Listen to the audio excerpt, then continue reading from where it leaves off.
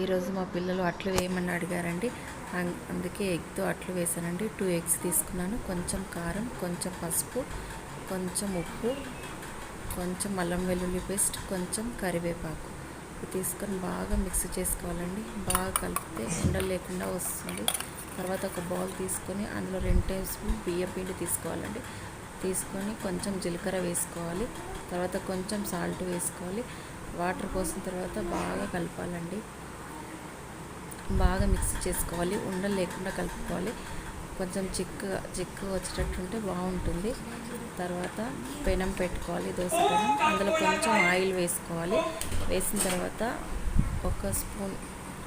ఒక table spoon oil వేసిన తర్వాత ఇవి వేసి బాగా స్లో అనాలండి. దానికి అతుక్కుపోయినట్టు అయిపోతుంది. తర్వాత ఇది మిక్స్ చేసిన ఎగ్స్ దానిపైన వేసానండి. చాలా బాగుంటుంది, చాలా టేస్టీగా కూడా ఉంటుంది. మీరు కూడా ఒకసారి ట్రై చేసి చూడండి. ఈ వీడియో మీకు నచ్చినట్టయితే లైక్ చేయండి, షేర్ చేయండి, సబ్స్క్రైబ్ చేసుకోండి ఫ్రెండ్స్.